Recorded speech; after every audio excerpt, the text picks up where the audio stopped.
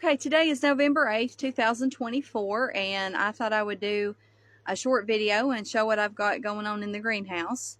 I'm having trouble with signal here, so I was going to do a whole property walk around, but probably won't be able to do that on this phone. Although Mike's phone doesn't seem to be having signal disruptions or problems, so I think it's just my phone. So I may this weekend or next try to do a property walk around. You know, I do that ever so often. Using his phone instead. But today I'm going to try to keep signal hopefully on this phone and go up here to the greenhouse and show what I've got growing. Not much, honestly, but I'm trying to grow a few microgreens and start some spinaches and lettuces and some pots that I have. So Caleb's been coming up here every day and watering the plants for me. And so here's a tray of microgreens, and these are doing really good, and they just grow and germinate so fast, and they're extremely nutritious. And so I use these superfood microgreen mix, which actually I've had these seeds for probably a couple of years. So I just decided to go ahead and finish using them up. But it's got broccoli, purple kohlrabi, radish, collard, and turnip microgreens. And they germinated and started growing probably within a week. And this is growth after probably a week and a half. So they're definitely ready to harvest. So you just take scissors, you know, and go down to the bottom here, which I just pulled the whole thing up. But you would, you know, just cut them off with scissors right at the soil level through. And then they can be put in a package into the refrigerator and then eaten over the next week. So, you know, really I could have microgreens continuously if I just kept, you know, harvesting these. And after about a week and a half, and put them in the fridge. And they're just really good, and they're great to throw down in salad or just eat for a snack. But they're highly nutritious. So I'm going to keep, you know, a big tray of microgreens going through the fall and winter months. These will even grow indoors. And I've got a light. I can put it under the light. So I'll probably, like I said, just keep this going throughout the whole fall and winter. And over here, I brought my rosemary plant into the greenhouse. So it's doing really good. I started that one this year. And I'm hoping it will make it through the winter by keeping it in the greenhouse. And it's probably about 2 feet tall now and a foot wide. Or maybe a 1.5 feet tall, foot wide. Over here, I planted garlic, and it looks like it's starting to come up and germinate in this pot. You can see that coming up right there. So this, every few inches, there's a garlic bulb planted.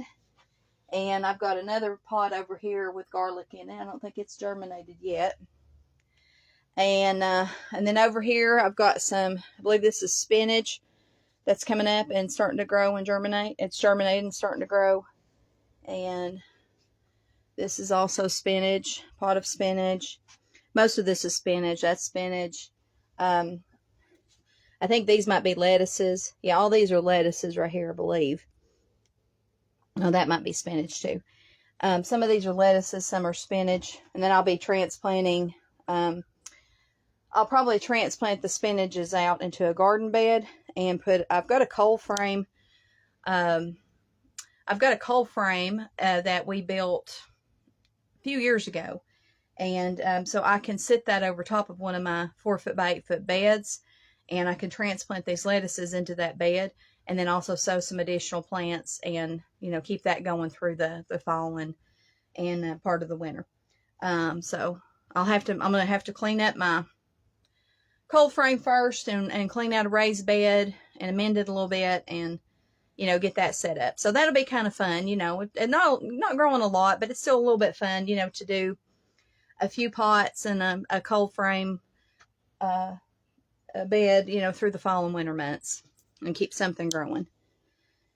And then down here, these are walking onions. I got a few bulbs, 4, I guess, not many, but I got 4 walking onion bulbs this fall, and decided to go ahead and plant them in a pot, and then later I'll be transplanting them out into the garden. And these are perennial, so they'll actually keep coming back every year and producing onions. And then they actually fall over like this, and then they produce another bulb, and they just keep multiplying and spreading every year. So I've never grown these before, but they will grow well here in this climate. I believe we're in climate 7B now. I believe they changed it from 7A to 7B. But these will definitely do good in this climate. So, you know, again, I don't have a lot in here, but I've got some microgreens going, some garlic that's starting to come up, my rosemary plant with some walking onions that will be transplanted later, some lettuces and spinaches. Spinach don't transplant very well. The lettuces, I always have success transplanting those, so I can transplant those to my bed under the cold frame. And it looks like I'm going to keep signal, thankfully, on this phone this time. So anyway, that's what I got going on there. And I've been working on, you know, cleaning out some of the beds. I don't have very many raised beds left because the other ones we had in for several years, they were starting to rot, so we just got rid of them. And I'm not going to replace those. But I have 6 over here I'm going to keep that were put in more recently in the last couple of years. 4x8. And then there's 6 2x8 with cattle panels back here. And so those will be kept in, and next year I'll be planting things like sweet potatoes and using the trellising maybe to plant some green peppers and things like that. Peas, snow peas. But next year I plan on just tilling up 3 garden areas. One down here where all of the raised beds were, because that soil is still pretty good, although I will be bringing in additional compost in the spring. But this whole area in here, this will be tilled up and used as a garden next year. This area over here, which there's been compost brought in previously and mulch that's broken down that we brought in a couple of years ago, that will be tilled up and used as a garden. So a pretty big space over here behind my blackberries and in front of my fruit orchard. So this whole section, basically starting down here where this little garden bed is, and all the way back to the trees, and just a big rectangle here, so I have a good garden space. And then I've got another pretty good sized garden space up on the hill that's been composted and amended that I'll be using to grow corn and maybe some melons and pumpkins.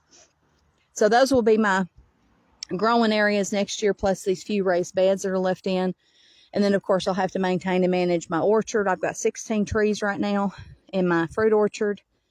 I also have 6 nut trees. I've got 2 mature black walnuts and 2 fairly mature, they're still growing, but fairly mature hazelnuts, and then 2 almonds that the almonds aren't producing yet, but the hazelnuts are producing pretty good amount of hazelnuts, and then the black walnuts. So I don't know how long those black walnut trees have been there. They were here when we bought the house. They're really big at the very, very back of the property, and Caleb picked up walnuts the other day, and so we've got about 3.5 buckets, 5-gallon buckets full. So that's about 17, 18 gallons of walnuts, but they're still in the green holes, which are starting to break down and turn. So you got to wait and, you know, get those holes off. It's easier if you wait until they turn like this and then get them out, get the holes off. And then you got to cure them and let them dry out, you know, before you can get the walnuts out. But that'll still be a pretty decent amount of black walnuts, and those are specifically black walnuts, so they're really delicious. And but anyway, I've got those. Then we've got some mature blueberry bushes that are producing quite a few blueberries every year. And then I've got the 16 fruit trees, several of which are starting to produce fruit, pears, apples, and I got a fig tree that also produces, that's mature. And then we've got blackberries, not a lot. You know, we don't do a lot of blackberries, but I've got about a dozen blackberries here. And then I've got quite a large amount of raspberries over on the other side of the property, growing up against cattle panels that are really producing a lot. And they keep multiplying too. They keep producing more canes, and you can start more plants if you want each year. I'm probably not going to do that though next year, because some of the area down here I'm just going to use for trellis and tomatoes.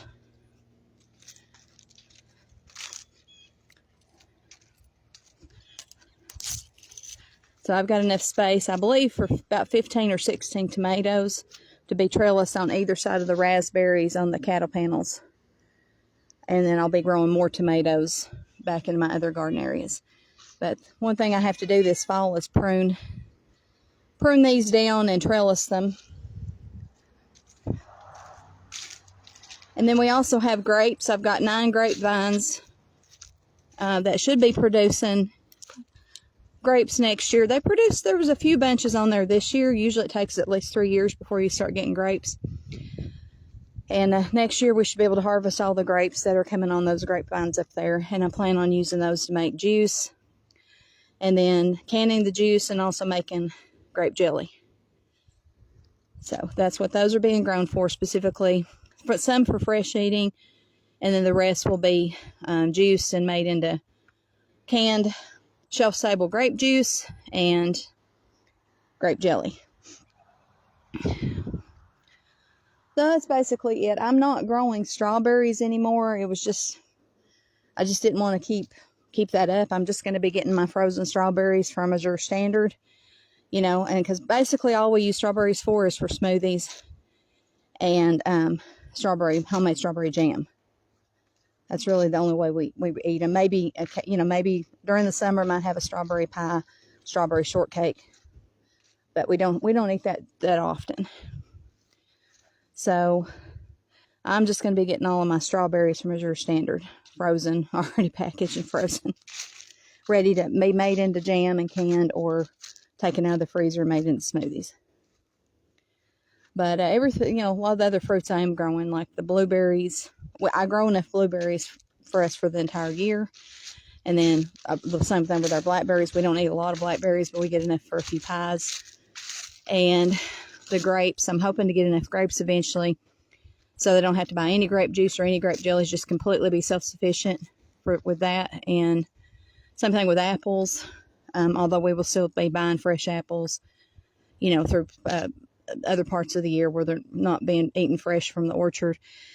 But I should get enough apples from my orchard to can and, you know, dehydrate, can, put away all the apples I want for the year.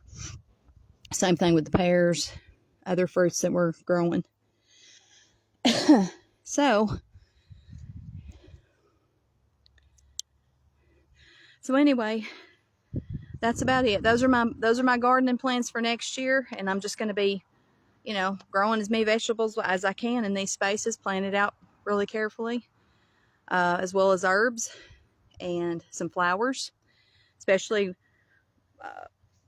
more annual flowers, but especially flowers that are good for organic gardening, so I don't have to use pesticides and attract beneficial insects. I have never used pesticides in my gardening, and it's something I just won't do, is use pesticides.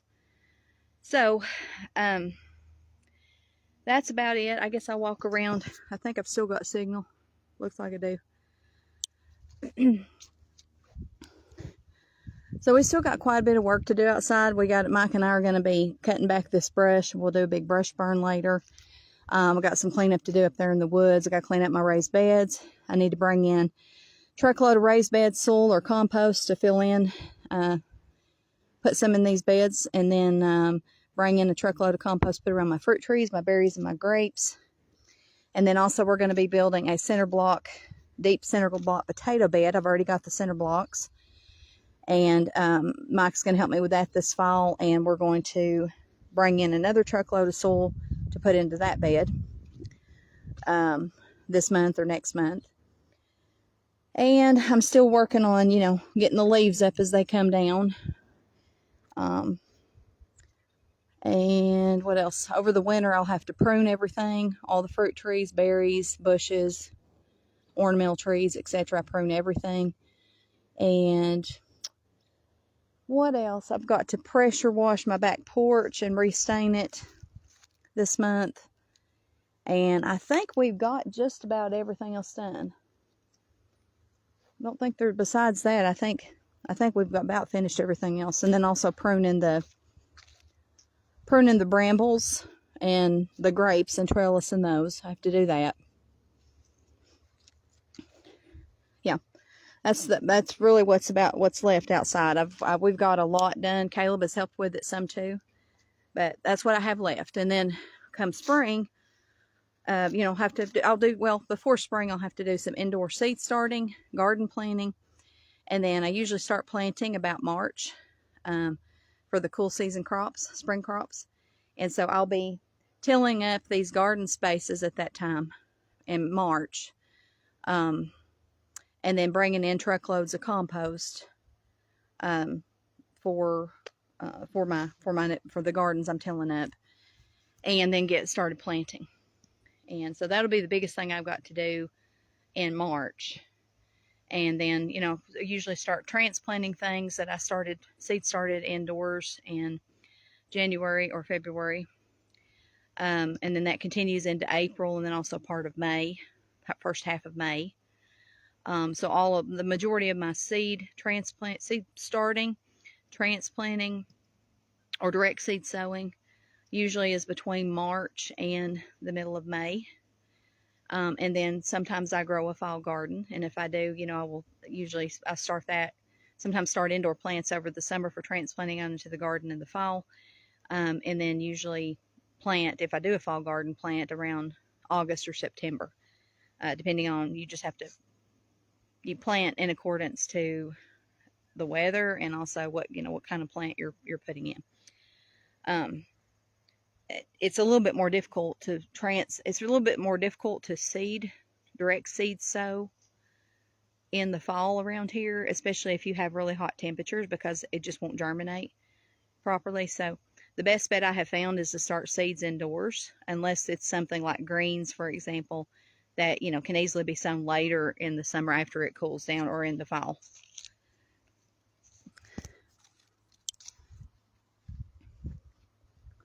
Oh, and then a couple of other things we got to get done. I think I'm going to have Caleb do that, is to stain. I've got actually 3 tables. I've got this one back here, the one down here that we built off my back porch, and then our picnic table up here that's got to be water sealed this month. And I'm probably going to let Caleb do that.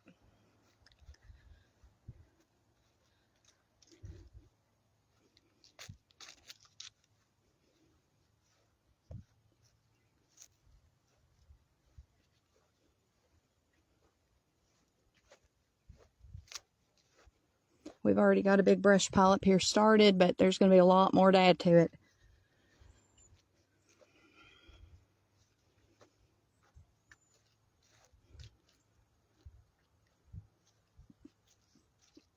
I've also got 2 elderberry bushes that are mature that produce quite a bit of elderberries, and I can use those to make syrup, elderberry syrup, which is great for colds or flu, or elderberry jam. This is our grape trellising up here. This is where I keep my brush pile. And then back here is a really good amended area to grow corn. And then we got a couple of cherry trees back there, and another fire pit. And then we have an enclosed woods area with a shed back there that I kind of keep things out of sight, you know, so it doesn't look, my yard looks a little bit neater and cleaner. So we'll keep, you know,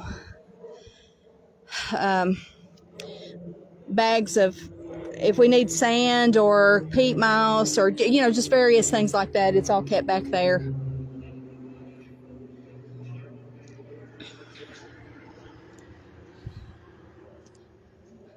And then there's just basically big fields across that fence. There's a fence on our property line back here, and then there's just field as far as you can see, pretty much just open fields. So it's pretty nice. It's really completely private back here for the most part, except, you know, like on this section, this tree's already lost its leaves, but when it has its leaves, all the trees have their leaves. This part of the yard up here is just completely private. Really all of the backyard is, because it's surrounded by woods on this side, a tree line of evergreens that stay green, you know, year-round on this side, the woods back here with big fields on the other side. And then after, like I said, after all the trees are out of dormancy, then this, you know, the backyard's it's completely private. which is really nice.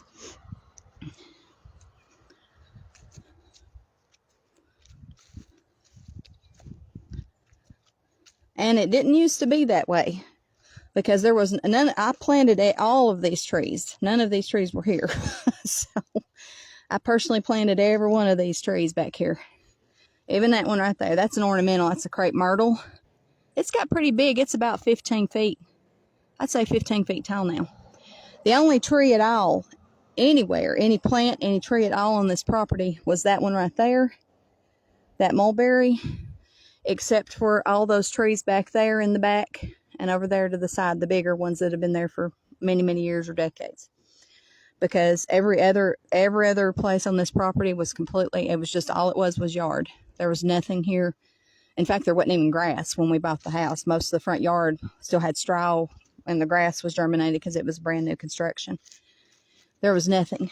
So I have put every bit of everything you see here. I have put in everything except that tree right there. I planted these Megan grasses when they were about 6 inches high, believe it or not.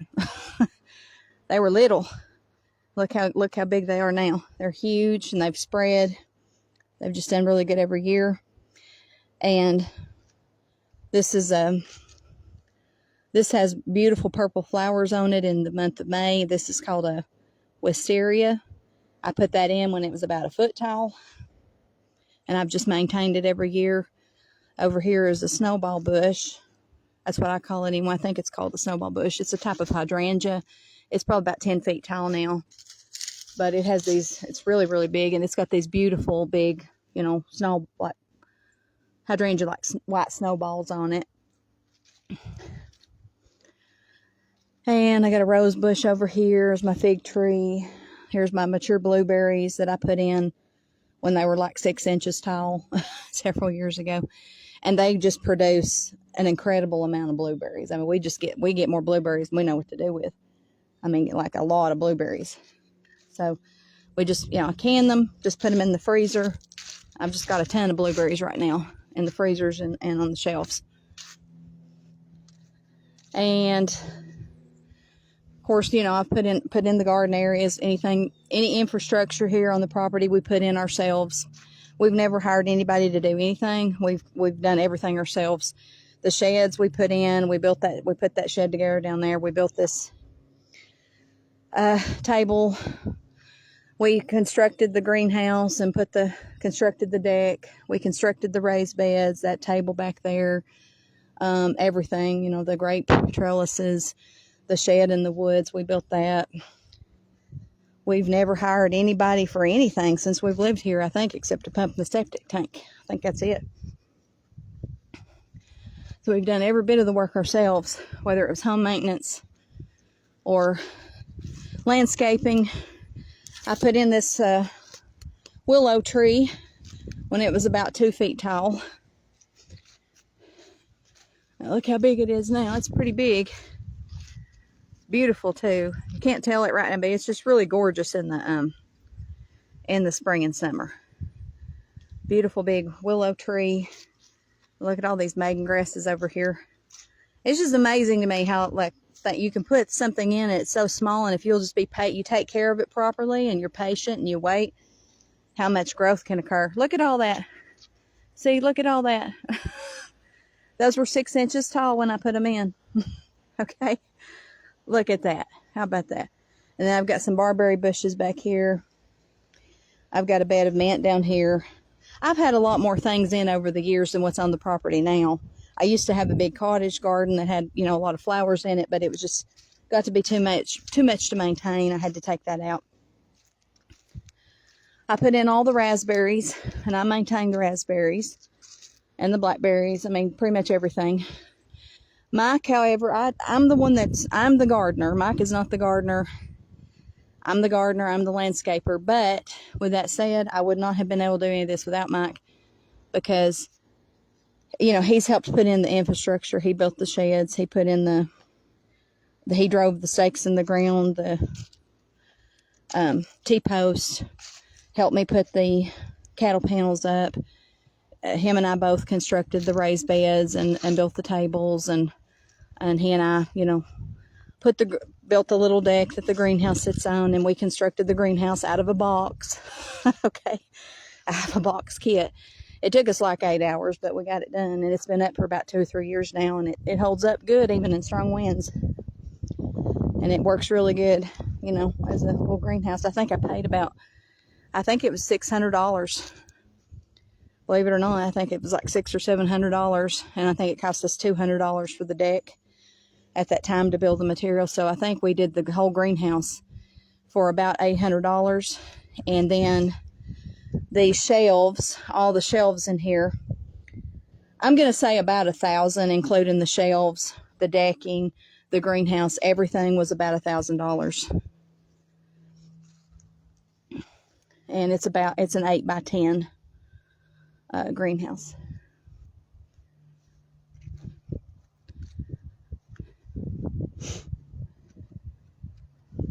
It's been a lot of work, and some other things that we've done here, that I've done here outside, is over the years is, so grass seed. I have sowed a lot of grass seed. It's like I said, when we moved here, there was no grass, and the lawn still needed a lot of work. Even after, you know, we bought the house and there was grass seed sown, I still, for the next really next few years after that, I had to keep sowing grass seed and trying to make, and for, you know, naturally fertilizing the grass. Really had to put a lot of work into it. And then all of these trees I put in, and so all of these evergreen trees will also create a border fence, a privacy fence, probably within the next couple of years. They're fast growing. Right now they're about 7 feet tall, I believe, 6-7 feet tall. And I put these in when they were a foot tall. They were about a foot, and these are taller than me. I'm 5'6".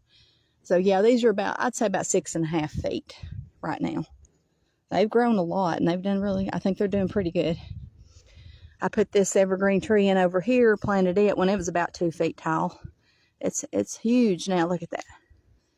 My little fig tree, it was 6 inches tall when I planted it. Okay. So, crepe myrtle, I think it was about a foot or two tall when I planted the crepe myrtle. And so I have two now. I've got 2 crepe myrtles. And I've got some perennial flowers in this bed, and I've got this bed mulch. I've got another rose bush over here. We've got some evergreen bushes that I planted. And this is one of the almonds. There's another almond tree on the other side. I have more ornamental trees I've not showed. This is a red maple. I believe I put this in 2 or 3 years ago, and it's grown a lot. Might have been 3 years ago, but it's grown a lot since I put it in. And one of the things I like to do with this one when I mow, you can see this. You see how I've got pretty much just some natural grass clipping mulch and leaves. So I mow in such a way that I blow the grass clippings and the leaves around the trees so that it, you know, produces a natural free mulch, and that helps the trees.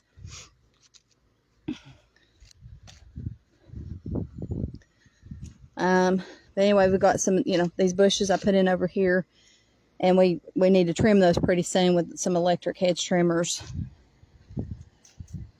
But there's been a lot of changes to this house since we purchased it, and I've put a lot of work into it, I can tell you that. This driveway, I'm the one that does the driveway. I always have. It's brown. We didn't buy it this way. I stain it. I put down like a primer, and I stained it, and I've been the one that's always done the driveway. By myself, literally, I have done this driveway for, you know. So I love it, though. I love it, you know, with the brown color. And another thing we did was the garage. These didn't come with the garage when we bought the house. So I had this idea to put this up.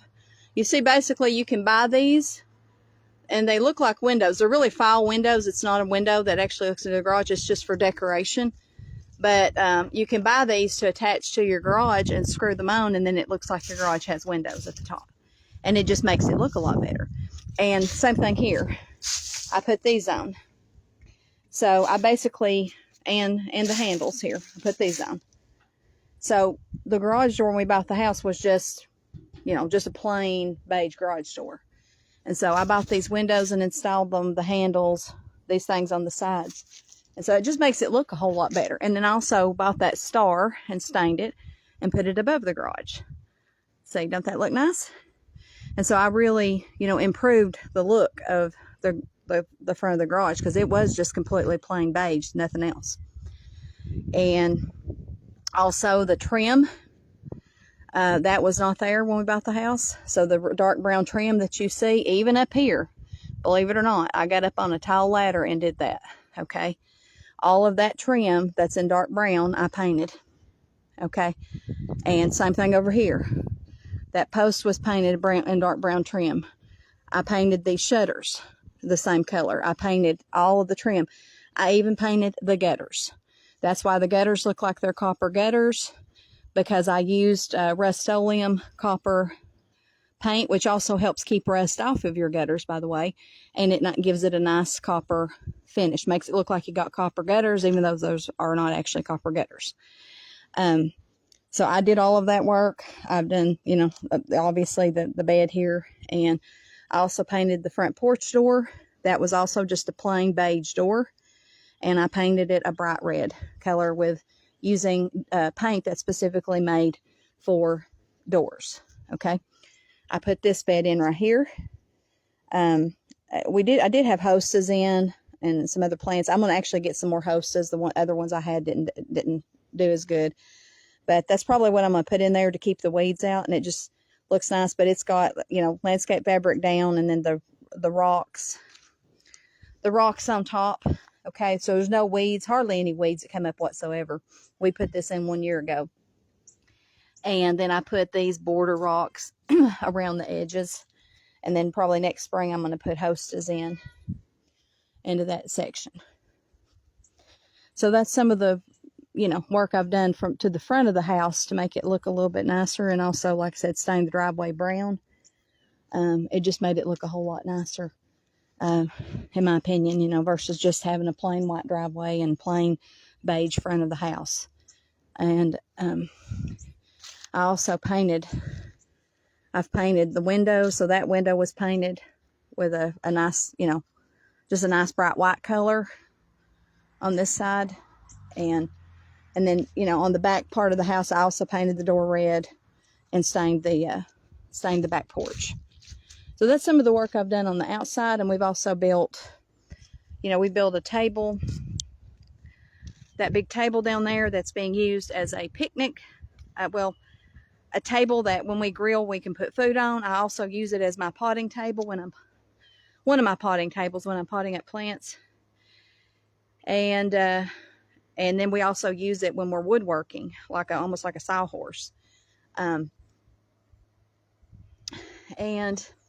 then we put the shed in down here, and also installed a clothesline. Mike and I installed that, concreted the clothesline into the ground. So I use that to hang my laundry out on. And, you know, same thing back here. It's kind of messy looking back here right now. But, you know, I painted the door. I've got the window frames painted a nice white color. And then I've got the patio stained in brown. And then we built that table. And, you know, put in the shed over here, which maybe is maybe a little bit of an eyesore because it's just a, you know, metal shed. But it's a great place to keep all my, you know, some of the extra stuff we need to store, plus all of my gardening, all my gardening tools and baskets and equipment. Most of that is in that shed. And so that's basically it, you know, for the outside of the house. And then inside the house, I've really done a whole lot of work too. I have painted about every single room in the house. I personally painted, repainted, you know, and there's been a lot of other work and things that we've done, you know, inside the house over the years. But Mike, I think, helped. Mike and Caleb helped paint the living room area when I did do that, and it took us 13 hours. The three of us painting just the living room and hallway areas took us 13 hours of work. Okay, but and one reason because I'm very particular, like it has to be done right. Yeah, so, and you have to have a second coat, and you have to use the painter's tape. And you know, I was the only one I wouldn't let them do the up around the ceiling or around the doors or everywhere I put the painter's tape, just so it wouldn't get on anything else, you know. I'm particular. I wanted to make sure the painting was done right. But like the bathrooms, when I repainted the bathrooms, I think it took me about 8 hours per bathroom doing it by myself. And I repainted all the bedrooms. Everything's been, I think every room in the house has been repainted. We've lived here almost 10 years now. And so within the last couple of years, every room in the house has been repainted. And we didn't hire anybody to do it. We did it ourselves. And we saved thousands of dollars by doing so, even though it was a heck of a lot of work. Okay, just like all this out here, out on the property, outside the house and inside the house, has been a lot of work over the years, but it definitely saved us a lot of money by doing it ourselves, or being able to, you know, have the skills and the knowledge to do it ourselves. Another thing is we hardly ever have used a mechanic. And I mean, Mike and I've been married 20 years. I can think of only a handful of times we've ever took a vehicle to an auto shop. So, I mean, since we've lived here, it might have been 2 or 3 times maybe in the last 10 years. And because we usually try to fix it ourselves, and we usually do. So, even if we don't know how to do it, we'll figure it out. That's what we end up doing. We had a truck repair on our truck. It was going to probably cost about $3,500 with labor and parts. And it seemed like that would be impossible. Like, we didn't know how to do it. And I'm like, well, there's YouTube videos. You know, let's watch YouTube. Let's research it. We got other vehicles to drive. Let's just sit on it. Let's research. Mike and I spent about 2 weeks on the internet watching YouTube videos, reading materials, and learning, so that we could figure it out. And lo and behold, we spent about $600, I think, on parts, and we were able to completely fix it ourselves. We fixed it ourselves. And so, although it did take us about 2 weeks to learn how to do that, you know, as a few hours each way. I mean, not like the whole entire week, but we figured it out. That's great, you know, isn't it? Like, you can Google stuff or watch YouTube videos. A lot of people won't even try to attempt anything like that, but we're not afraid to, because sometimes you're forced to do things like that, you know, if you lack resources. And we were definitely, growing up, we definitely lacked resources, and earlier on in our marriage, we definitely lacked resources. Sometimes you're forced to do things like that and learn how to do it yourself, because you ain't got the money to hire nobody to do it. Right? So if you're going to have it done, you got to figure out how to do it yourself. Jimmy rig, you don't have to Jimmy rig it, though. That's an Appalachian word, Jimmy rigging. You don't have to do that. Usually Jimmy rigging's not a good thing, but you do want to, if you do something, you want to do it right. But it is possible to learn and figure out how to do things yourself, right? We certainly have. And by doing that, we have saved ourselves a lot of money, thousands upon thousands upon thousands of dollars over the years. But anyway, I just thought I would share a video, show what I got growing in the greenhouse, what my plans are for next year's gardens, kind of do a property tour, and talk a little bit about, you know, the progression of what's happened on this property inside and out over the years. And thankfully, my video has stayed on the whole time without disruptions. But it's I love doing what I do, and I love growing, and I love growing things, and I love learning and building my skills, and certainly plan on continuing to do that, you know, going into the future. Everybody have a blessed day.